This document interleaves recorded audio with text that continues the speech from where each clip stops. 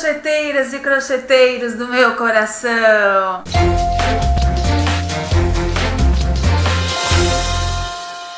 Hoje a gente vai começar agradecendo todas as sugestões que a gente recebeu. Eu acho até que eu vou fazer mais um draminha aí nos próximos vlogs, porque funcionou legal, né? A gente recebeu várias sugestões, vários assuntos para a gente colocar aqui em pauta e que são bastante interessantes para todas nós. Então, como a gente teve várias sugestões nos comentários, a gente já vai começar diretamente por aí. Bom, então o primeiro comentário que a gente vai debater um pouquinho aqui é o da Lucilene de Mauá, São Paulo. Ela colocou pra gente o seguinte: a gente ensinou no site como cobrar no caso de você dar o material para fazer a peça, certo? Então a gente ensinou lá que você multiplica por 3 vezes o custo do material. Aí ela perguntou: mas se a pessoa me dá o material, o que eu faço? Lu, se a pessoa te der o material, por exemplo, ela quer que você faça um tapete ou um jogo de tapetes, ela vai te dar já o barbante para você fazer. Você vê quanto de material você gastou, se foi um cone de barbante, se foi um cone e meio, se foram 2 cones, e você multiplica o custo por 2 apenas, porque já que ela te deu o material, você vai ter só o lucro e a mão de obra. Então, eu não sei o valor do barbante. Dá uma pesquisadinha na net, nos armarinhos virtuais. Um outro comentário que a gente vai mostrar aqui é o da Shirley, de Parnamirim. Então, ela deixou várias dicas de melhorias para os vídeos do vlog. A gente já está seguindo algumas e a gente queria agradecer porque foram sugestões construtivas para a gente melhorar ainda mais esse trabalho e ainda mais com as opiniões e as sugestões de vocês. Então, brigadão, Shirley. A Ariane, de São Leopoldo, Rio Grande do Sul, ela perguntou onde que a professora utiliza peças de crochê na casa dela.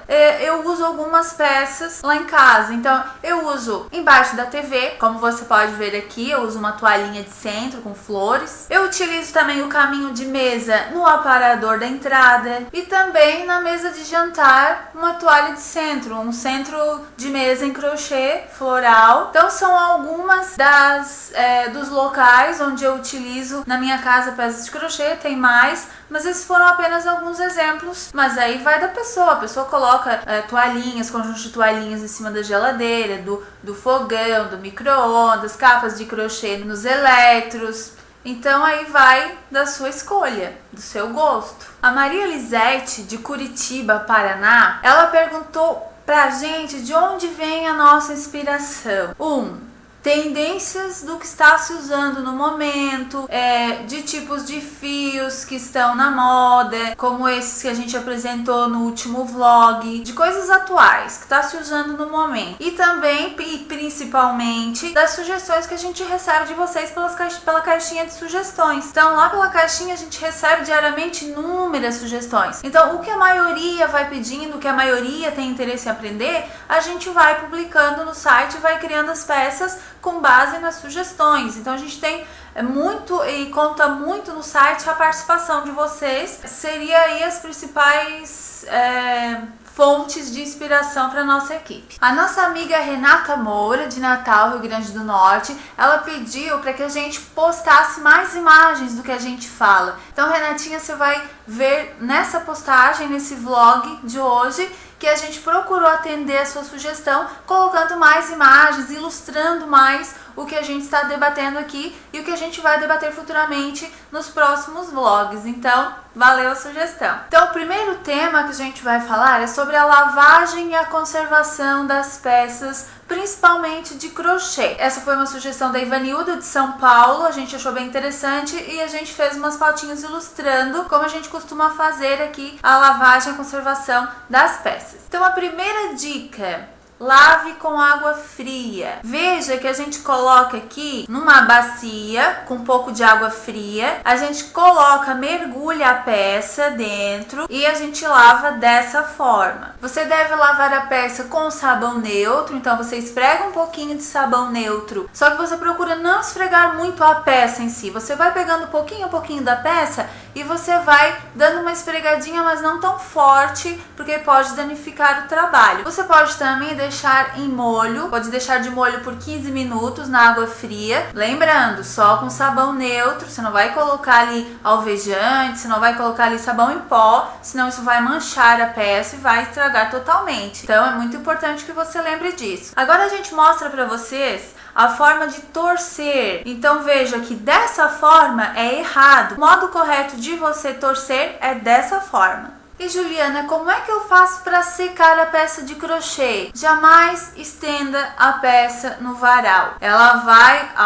vai abrir, ela vai esticar, vai danificar a peça. Então você seca sempre na horizontal e de preferência na sombra. Tem pessoas que colocam as peças na máquina de lavar. Tem as máquinas que tem a programação que é delicada, que é mais para roupa de bebê, tecidos finos. Então tem pessoas que colocam ali só o crochê, você não pode misturar com outro tecido, com toalhas de banho, com nada que solte pelinho. Você tem que colocar só a peça de crochê e lavar na programação delicada. E uma dica muito importante, a máquina ela tem que ser lavada também na água fria e você não pode deixar centrifugar até o final, porque ela vai torcer muito. Então você deixa só centrifugar um pouquinho para tirar aquele excesso de água e depois você já retira a peça da máquina. Se você preferir, e é uma dica melhor até de conservação, você pode lavar a peça de crochê dentro de uma fronha de tecido, fecha, amarra a fronha e deixa ela lavar ali dentro, ela não fica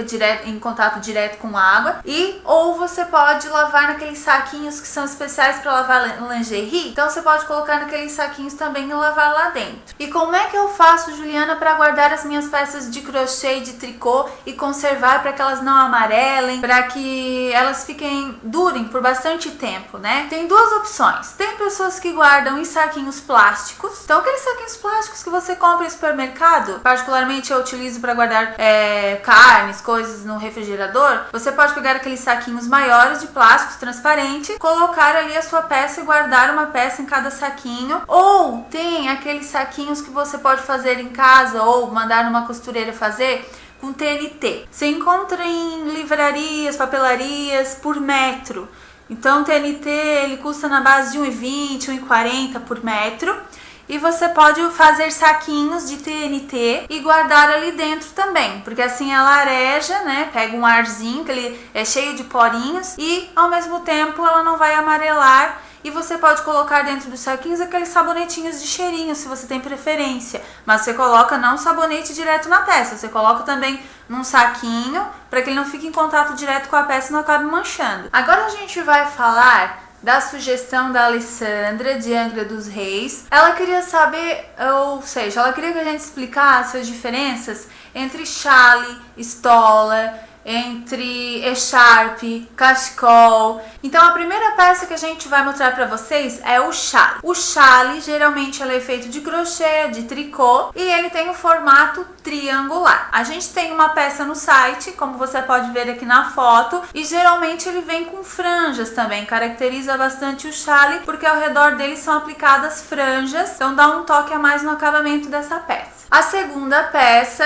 a gente vai comentar, é o cachecol. Então o cachecol todo mundo conhece, mas assim mesmo assim a gente vai colocar aqui um exemplo, ó. Então ele é feito geralmente também de tricô ou de crochê, vai franjas ou não vai franjas, dependendo da preferência da pessoa. Ele é comprido e mais fininho, geralmente para proteger a região do pescoço. E a famosa estola? A estola ela é uma coisa assim mais chique, vamos dizer, para eventos como casamentos, formaturas, principalmente no inverno, porque ela é feita de pele, que agora geralmente é aquela sintética, não se usa mais pele de animais, e de pelinho também, a gente faz no crochê, no tricô, com aqueles fios de pelinho, então são mais sociais, mais chiques, mais para colocar sobre um vestido de tirinha, numa formatura, para um casamento. Então a gente tem um exemplo aqui para você ver, exemplificar bem como é uma estola. E a nossa famosa pashmina, a gente chama de pashmina, mas na realidade pashmina é o nome de um tecido, só que acabou ficando como o nome da peça também. Então ela é um pouquinho mais larga que uma echarpe e comprida,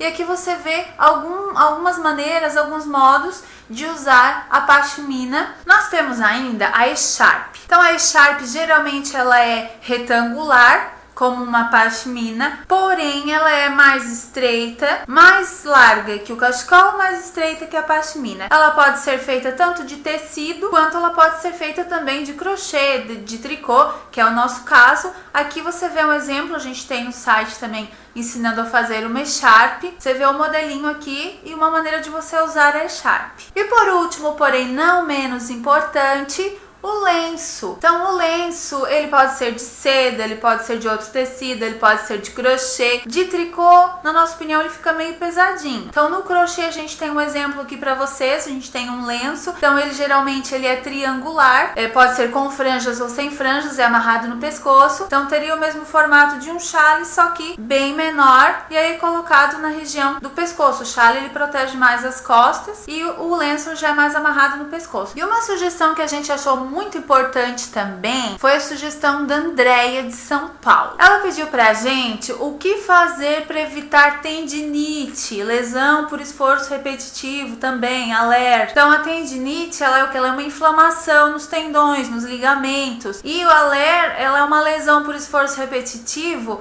por exemplo, quem trabalha muito com digitação, no caso da gente que trabalha muito com crochê, fazendo aquele mesmo movimento, com tricô. Então, o que fazer para evitar, para não deixar que aconteça esse tipo de problema com a gente, porque depois que acontece é bem complicado, sim, causa uma dor forte, uma dor latente, é uma inflamação. Então, é melhor prevenir do que remediar. Andréia, tem alguns exercícios que a gente pode fazer para prevenir esse tipo de problema, que são os alongamentos para aqueles músculos que você sente dor, se você já tem, ou então para prevenir a tendinite. Então, são exercícios de alongamento, no nosso caso, principalmente aqui para o pulso, né? E para as mãos e para essa parte dos ombros que fica muito tensa quando a gente fica muito tempo fazendo crochê e tricô. Então eu aconselhava que a cada 50 minutos, no máximo uma hora que você tenha de trabalho, tanto para digitação quanto para crochê, tricô, artesanato, qualquer tipo de artesanato, a cada uma hora você dê uma pausa de 5 minutos, ou a cada 50 minutos, que é o aconselhável, você faça uma pausa de 5 minutos para esse tipo de alongamento. Então eu vou exemplificar para vocês alguns deles, que são só 4 exemplos que a gente vai dar aqui para você, que já vão ajudar bastante a aliviar essa tensão que você tem. O primeiro deles é para você aliviar a tensão que você tem aqui, ó, nessa parte do pulso. Então, como a gente faz esse exercício? Você vai colocar a sua mão dessa forma, você vai pegar esses 4 dedos da mão direita e você vai colocar aqui, ó, na base do polegar. Ó, na base do polegar. E o polegar da mão direita você coloca lá na base do dedo mindinho. E você vai trabalhando, ó, dessa forma, girando a mão pra frente, com a palma da mão pra frente, mas não gire muito para causar dor. Você vai girando para fazer um exercício de alongamento nessa parte do pulso. Não para que você sinta dor, não vai virando até que isso prejudique você. Então, só para dar uma viradinha para relaxar um pouquinho esse músculo do tendão. Da mesma forma você faz com a outra mão. Você vai posicionar a mão dessa forma, a mão direita. Você vai pegar aqui os 4 dedos da mão esquerda e você coloca na base do polegar. E o dedo polegar você coloca lá na base do mindinho. E você vai girando assim para frente, ó. Você vai levando a mão para frente dessa forma, ó, empurrando, mas não que doa aqui, é só para você dar uma giradinha para alongar essa parte aqui do pulso ou do tendão. A outra forma de você fazer o exercício, tanto para uma mão quanto para outra, é você colocar, ó, os 4 dedos da mão direita aqui na base do mindinho e o polegar lá atrás do outro polegar, ó. E você girar dessa forma, ó, a mão, isso vai mexendo aqui o tendão e vai alongando, ó. Você pode fazer a mesma coisa, ó, com essa outra mão. A outra forma de você ainda alongar essa parte do pulso é você esticar a sua mão dessa forma, fechando esses 4 dedos, ó, e puxando com a outra mão um pouquinho aqui essa parte da mão para dentro, ó. Mas não puxe muito. Porque o que acontece? Se você puxar muito ali, vai acabar doendo Então você puxa só um pouquinho para alongar, bem devagarzinho, ó. Você fecha os dedos dessa forma e faz isso. Ela alonga essa parte de cima e essa parte aqui de baixo também. Agora a gente vai ensinar para você só um alongamento para essa parte dos ombros, quando a gente está muito tenso, que a gente fica muito abaixado fazendo crochê e tricô, então fica muito tenso, a gente tem que fazer ali um exercício para aliviar um pouquinho. Você vai cruzar as mãos dessa forma, com a palma da mão para fora, você estica os braços para cima, bem esticadinho, e tenta levar para trás da cabeça, o máximo que você puder. Assim você acaba esticando essa musculatura e corrigindo um pouco da postura, que às vezes a gente vai ficando muito assim, de tanto digitar, de tanto fazer artesanato, então ele vai meio que corrigindo a postura e aliviando a tensão dos ombros. Então aqui a gente deu apenas algumas dicas para você evitar esse tipo de lesão. Porém, se você já tiver tendinite, sempre eu aconselhava que você procure um médico, ele vai orientar você ou a fazer fisioterapia ou a tratar com medicação, com anti-inflamatório.